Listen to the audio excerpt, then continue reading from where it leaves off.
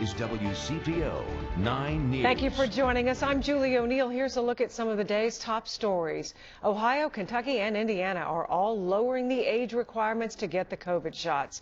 This as Ohio receives the largest shipment of shots to date. As of today, Ohio residents 16 and older are eligible to get the vaccine. But remember, 16 and 7-year-olds can only get the Pfizer vaccine because Johnson & Johnson and Moderna vaccines are only approved for people 18 and older. In Kentucky today, people 40 and older are eligible for a shot. Governor Beshear wants those 16 and up to be able to get the vaccine as of April 12th. And new today, Indiana opened vaccinations to all Hoosiers 30 and older. On Wednesday, Indiana again lowers the age requirement. It'll be 16 and up in Indiana. Flags are at half-staff across the tri-state today as people are mourning the death of local business leader Ralph Dries. He was 86. Ralph Dries led the home building firm Dries Homes before entering politics. He was a Kenton County judge executive.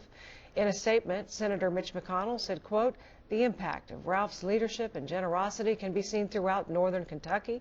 We're grateful for everything he did for Kentucky." The Millennium Hotel is starting to come down today. It will take more than a year to take the high-rise down piece by piece. Imploding the building is out of the question given its close proximity to other buildings. Elm Street will be closed between 5th and 6th Streets near the Duke Energy Convention Center for a long time. There is no confirmation on any replacement hotel as of yet. Jennifer. Today we'll continue to see plenty of sunshine for the afternoon hours and a high 57 degrees. It's a normal spring day. Like this is what we should be looking at in late March. And the deal gets a little better tomorrow, only down to 42 for tonight with a clear sky, wind shifting to the south, and tomorrow will pop up to the 70-degree mark. It'll be mostly sunny, a little windy out there, but coming up, the return of rain and what that means for temperatures, especially as we roll into Reds opening day. Obviously, I mean, the Reds had an opening day last year without fans, and it was, 3 months after the regular start of the season. Last spring was rough for many local bar and restaurant owners, but doubly so for people like Billy Watson. Watson operates Kitty Sports Grill on 3rd Street. He said with Reds opening day being delayed for 3 months and Kitty's allowed to sell only carry-out food in April 2020, his bar took a big financial hit. The year before, we did more revenue on Reds opening day than we did the whole month of April last year. And we were literally open every day for April. Opening day usually is our best day of the year. With baseball season opening on time this year and COVID-19 restrictions easing, Watson said he hopes to do better financially this opening day. Neither Watson nor Danny Scott, who operates Fishbowl at the Banks, expect to return to the opening day crowds of previous years, though. It's baby steps. Last year was very limited. This year's going to still be limited, but we're taking steps in the right direction, I think. The Reds are allowing a smaller number of fans inside Great American Ballpark for their season opener against the St. Louis Cardinals. And the city of Cincinnati opened its Dora, a designated outdoor refreshment area at the Banks last week.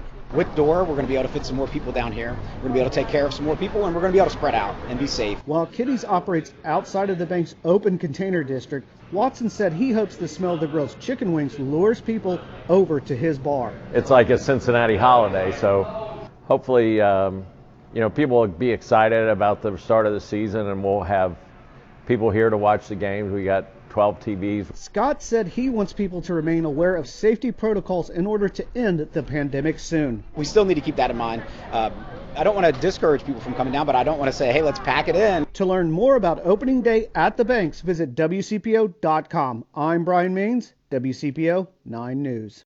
Many of us don't want to handle cash this spring because of concerns about COVID-19. So debit cards are more popular than ever. But one Northern Kentucky woman learned some risks of using a debit card for online shopping. Patricia Babin found a great deal on Amazon, grabbing a 55-inch HD TV for just $283. But it appeared that either Amazon or her bank grabbed her money twice. It looked like, at first, a double charge. It turned out to be a pre-authorization hold for the TV's cost, which left her card down over $600. So I expected the pre-authorization to drop off. Well, it didn't. So she called and learned that authorizations on debit cards can take several days to be returned. I think that's wrong. This is a common problem for people who use debit cards, and it's not just limited to Amazon. It happens at other retailers and especially at gas stations. Business Insider suggests you don't use debit at gas stations because of skimming scams and because stations put a hold on the card. At hotels because the desk may pre-authorize $400 on your card. On a rental car, where the rental firm may hold hundreds of dollars until you return the car. If that had been out of your checking account, that could have really hurt you. It could have messed up my house payment. It could have messed my utilities payment. One last reason not to use a debit card for online shopping: if there's any fraud, you have to fight to get your money back. So always don't waste your money. I'm John Matarese for Good Morning Tri-State.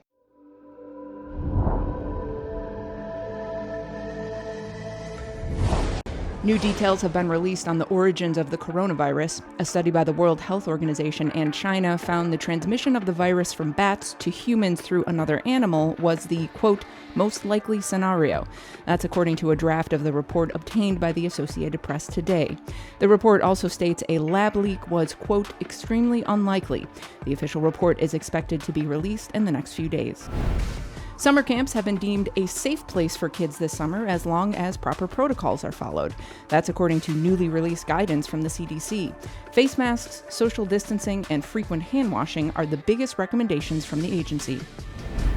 Starting today, Amazon workers can call a hotline to voice a complaint or concern about working conditions. The trade union Unite says workers need a place to speak up freely. A Unite spokesperson says workers have already voiced concerns about timed bathroom breaks, unrealistic production targets, and a high number of on-the-job injuries. Amazon defended its business practices by saying the company offers, quote, excellent pay, excellent benefits, and opportunities for career growth.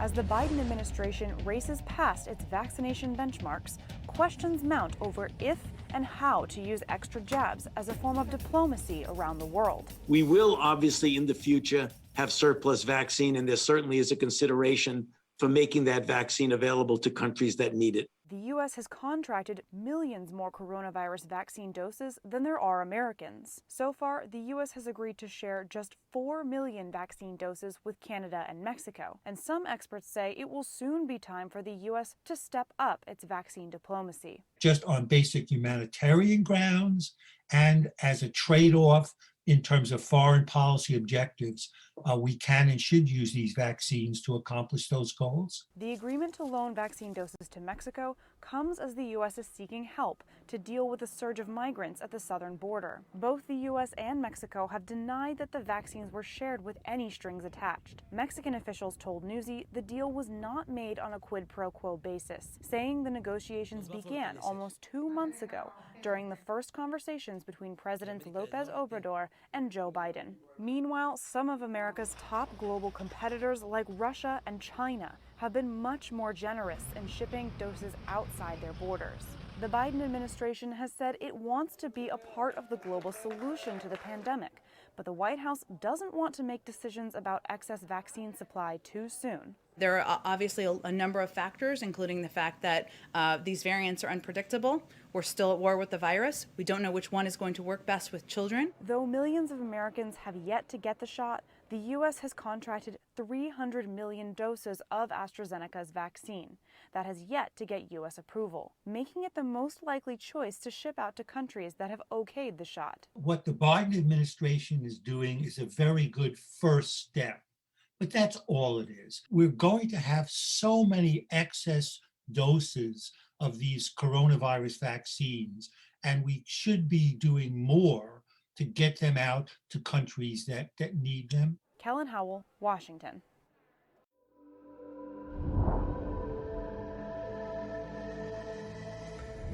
Progressives on Capitol Hill are one step closer to getting rid of some federal abortion restrictions. Democratic members of the House and Senate introduced the EACH Act Thursday, a bill aimed at permanently doing away with the restrictions from the Hyde Amendment, a 1976 provision that keeps federal funds from providing abortions in most cases. 1 in 4 women who are low income seeking an abortion are forced to carry to term. The rule applies to Medicaid recipients, the majority minorities. Whatever you think about the procedure, we should all agree that what's legal for a wealthy American should not be so inaccessible for Americans of color and low-income Americans. Hyde is a rider. It doesn't have to be a part of appropriations bills, but Congress has attached it for 40 years. Opponents could get rid of it by making sure it's not added to bills, or they could pass legislation that makes sure that government insurance covers abortions no matter what. Advocates got a temporary victory. The latest COVID relief package didn't include Hyde provisions. They praise the move, but want to see permanent action and guaranteed abortion coverage. That was just one piece of legislation, and it really won't have a huge impact on people who are seeking an abortion and struggling to make ends meet. The president supports the efforts, but Congress could be an uphill task for progressives. Polling on the issue depends on the question at hand. A 2021 Ipsos poll shows 58% who say health insurance should cover abortion, whether it's public or private. However, a 2021 Marist poll shows only 38% support taxpayer-funded abortions. The Hyde Amendment is a sort of cornerstone common sense pro-life protection, and we will be fighting to make sure it's included in the next. To pass the House, it will need support of at least 10 Republicans and all Democrats in the Senate. Amber Strong, Northern Virginia.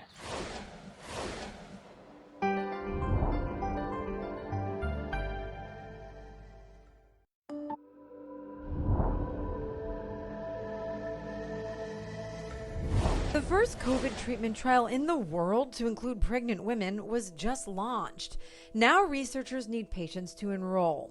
They're studying a long-approved diabetes medicine, which they believe will be effective in keeping people out of the hospital and dying from COVID-19. We need 570 people. It's a specific number, and statisticians have carefully mapped out the percentages as to why that number works. 570 people need to enroll within 3 days of receiving a positive COVID test. Participants will either get a placebo or a diabetes drug called metformin. Those analyses did find that people who had been on metformin before they got COVID-19 were less likely to be hospitalized or die than similar people who were not on metformin. If you're wondering how a diabetes drug relates to a respiratory virus like COVID, you're not alone. Dr. Carolyn Bramante is an assistant professor of internal medicine and pediatrics at the University of Minnesota Medical School. She's also the lead investigator of the study. It's very confusing too. We have had people ask, well, if metformin might reduce severity, why is diabetes, such a big risk for poor outcomes from COVID, which is a great question. So, diabetes is in a state of chronic inflammation, type 2 diabetes, and high blood sugar. Both of those things, we think, appear to make the severity of COVID-19 disease worse. She says metformin has also been effective in treating Zika and hepatitis C. It's even been used to enhance fertility. The drug has been FDA approved for decades. Kids have taken it, as have pregnant women. It's clearly easier to study something that has already been used in pregnant people because you have, data to fall back on in discussing in general the risks of using that medication in pregnancy. Dr. Sarah Cross is a high-risk obstetrician and assistant professor at the University of Minnesota Medical School. Pregnant women are generally excluded from drug trials, COVID or otherwise. Dr. Cross says that can be risky. Because then you don't really know how something works in pregnancy. So if you don't have any data, then every time you talk to somebody, you say, well, you have this medical condition, you have high blood pressure, and I'd like to give you this medication, but it's never been studied in pregnancy, so I don't really know. Researchers hope people, including those who are pregnant, will enroll in this trial. Even with the vaccine coming out, Dr. Bramante says metformin is an available and inexpensive treatment that could improve survivability, but they need the study and those 570 people to prove it. It's a simple sign-up, and doctors say a safe drug. This would be people who were recently diagnosed with SARS-CoV-2. They don't have to have symptoms, but they have to have had a positive test within 3 days. If you're interested, head over to covidout.org. WCPO.com. I'm Stephanie Stone, reporting.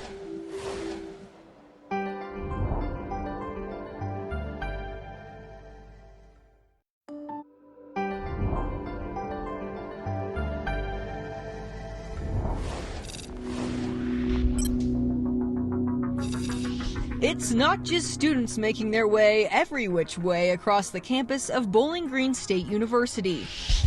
I never would have thought that this would be a thing that we'd be able to see. The school was one of the first universities in the country to offer robot food delivery service to students and staff. The little robots go about 4 miles an hour and can operate through rain and snow, carrying everything from pizzas and drinks to groceries. More than a dozen sensors and GPS help guide their paths. Also with the mapping process, they are told where's a safe place to go and where's not a safe place to go, so they can only cross at certain crosswalks. An app lets students pay, and you order from a variety of restaurants, and it delivers right to dorm rooms or apartments. Sometimes it's really funny to laugh at them because they get stuck or they just sit there and stare at each other. The program has been in the works for years and launched right before the pandemic hit, as everyone on campus started hunkering down.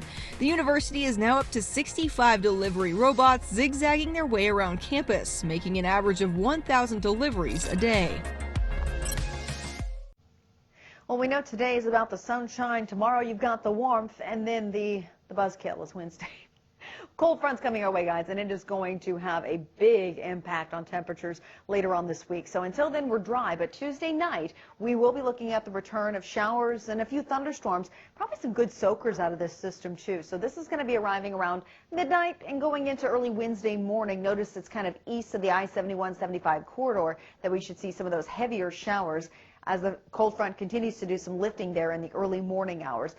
A lot of Wednesday doesn't look all that rainy, but it will be cloudy and turning colder. Wednesday's high only ends up at the 50-degree mark, and then Thursday we end up at 40. A meager 40 degrees on opening day, but it will also be windy with a northwest wind at 15 to 20 miles per hour, so that means it's going to feel even colder all day long. Temperatures, though, will rebound for the weekend ahead.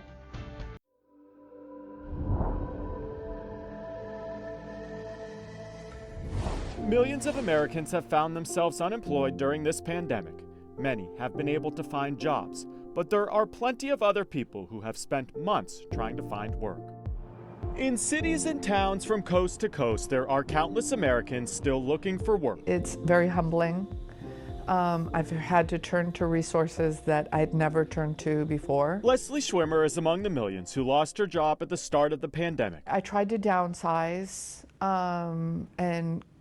and reduce my expenses as much as I can. Leslie owned a spa in Ventura, Florida. When the pandemic hit, though, she was forced to close. She was eventually able to reopen, but by then the damage had been done. Gut-wrenching, beyond gut-wrenching. I put my life into it. Sold my house, gave, all of my everything. I put into that, and it was just, I never thought it was an option not to succeed. This single mother of three suddenly found herself looking for work. That was back in September. 7 months later, this 57-year-old still can't find a job. Do you think your age is the biggest thing that's keeping you from getting a job right now? I think so. I think that, I tried when I went to different resources to mask my age as much as I can. Nationwide, the unemployment rate is sitting around 6.2%. The number of long-term unemployed, or people who have been jobless for at least 27 weeks, is right around 4.1 million. Half of those people, though, about 2 million, are over the age of 55. I do think that age is a huge factor. Nearly a year into Leslie's job search, answering that question, how are you doing, isn't easy. Frustrating, tiring, humiliating. I hate that one, but it's hard on your self-confidence. I find it very hard. But from LinkedIn to old-fashioned networking, Leslie is determined to find work and find her way out of those unemployment statistics. I've gotten past 2-3 interviews now, and they've shown some real interest, but no job offer as of yet. In South Florida, I'm Chris Conti.